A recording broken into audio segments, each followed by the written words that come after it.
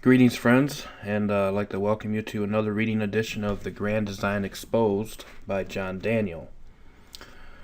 And this section is going to be entitled, this is Chapter 2, this is Section 2, and this section is entitled Templars Founded. Now, in the previous section, which was called A Call for Help, we got a little bit of an overview and a little bit of a glimpse into things that are going to pertain to the founding of America and these types of things. So we're going to back up a paragraph and we're going to kind of see how this whole thing with the Knights Templars really is a seed set forth, or some kind of a foreshadowing as to what would be to come in the future. So the last paragraph, starting at page 18, which says, John Carroll was a Roman Catholic Jesuit priest. George Washington was a Protestant Freemason. They indeed, according to the principles they each represented, were supposed to be opposed to one another. Instead, they worked in perfect harmony together in laying out Washington, D.C., the city and seat of our nation's government, and in conjunction with and at the very same time founded the first Jesuit college in the States, known today as Georgetown University. As we progress further in our study, it will be shown the hidden connection between the Roman Catholic Knights Templar and Freemasonry, and how the Jesuits infiltrated Freemasonry, then by creating a secret society within a secret society, founded their Order of the Illuminati. And hence we progress further into Section 2, titled Templars Founded. In the year 1118, a few years after the First Crusade conquest of Jerusalem, the Knights Templar were founded. Their name was taken from the ancient Temple of Solomon, the site of their first headquarters. They continued as an order until the year 1307, nearly 200 years, and were dissolved a few years after the permanent loss of Jerusalem. Their immediate popularity after becoming an order has been contributed to the two great passions of the Middle Ages, religious fervor and martial prowess. Their expansion in wealth, power, and land possessions was phenomenal. Gifts of every kind were showered upon them. One such example, in 1131, the King of Aragon bequeathed to them a third of his domains. At the peak of their prosperity, it is said that they held over 9,000 manors all over Europe, plus mills, markets, and trade monopolies. These were all income-producing properties. In addition, they controlled a considerable fleet of fighting and merchant ships and maintained an international banking operation. So these were no small fishes in the sea, folks. The popes took them under their immediate protection, exempting them from all taxes, including paying tithes. They were above all laws and answered to no one but the pope. By virtue of their possessions, manpower, diplomatic skills, and martial expertise, the Temple Knights wielded enormous political and military influence, but it was no less influential financially, handling much, if not most, of the available capital in Western Europe. Kings deposited their royal treasures with the Templars and became quite often deeply in debt to them. And at a high rate of interest, it is impossible to calculate the profound and lasting influence the Knights Templar had on every level of society. With such a vast amount of power and influence, especially in high places, it will not be rational to believe that with the termination of the order, all traces of its influence also just stopped and abruptly vanished along with them.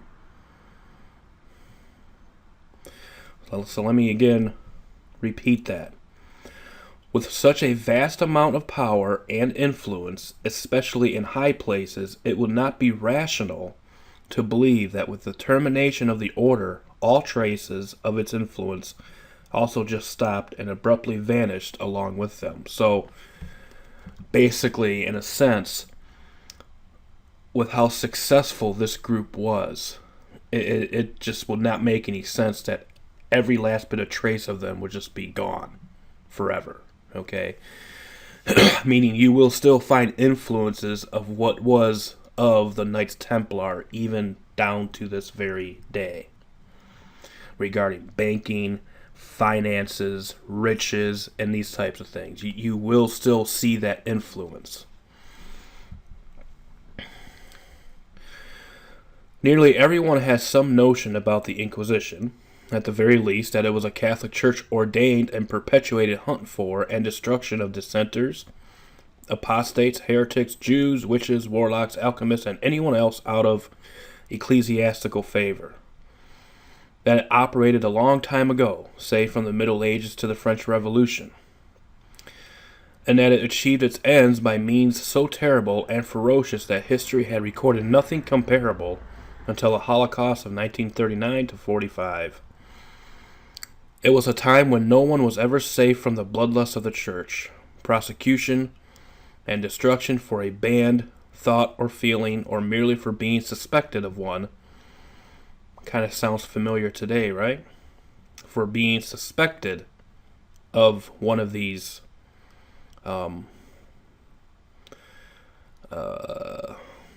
people, dissenters, heretics, witches, whatever, was an ever-present peril for all.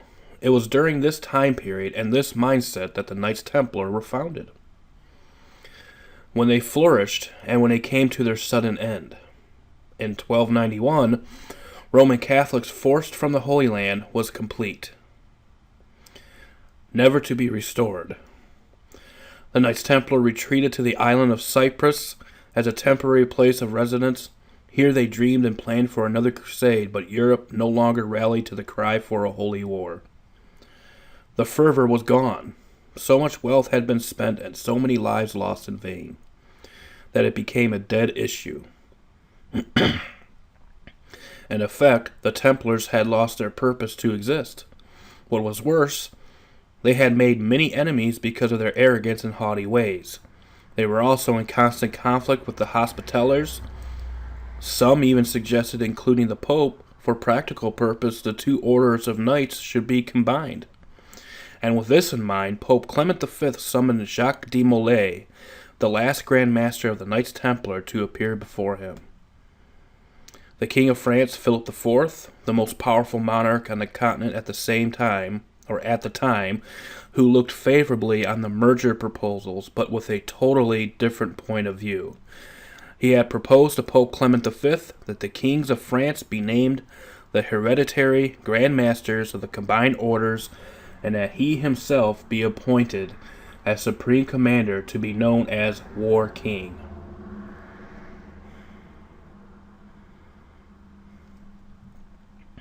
The only one who seemed to like his idea was Philip himself.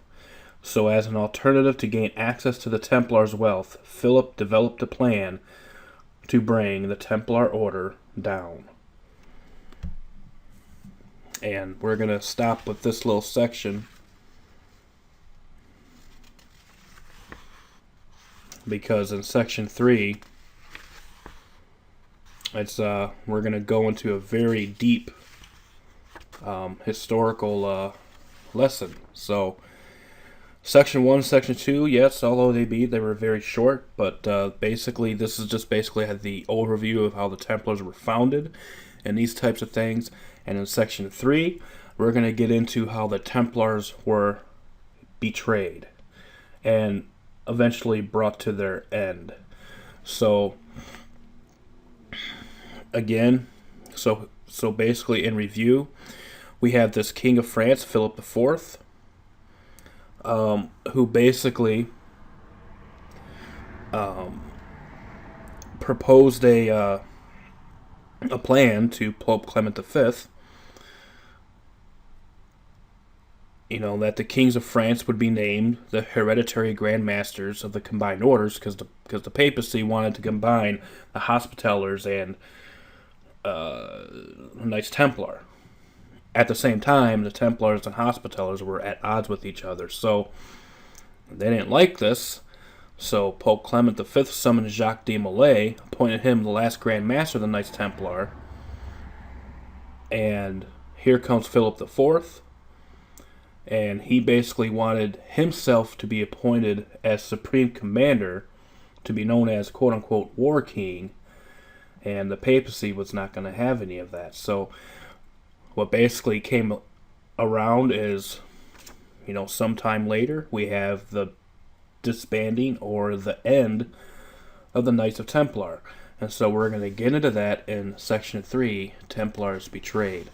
So until the next reading, I'd like to thank you for listening, and we will see you in the next reading. So truth be told, truth be known, stay safe, God bless, and we'll see you next time. Bye-bye.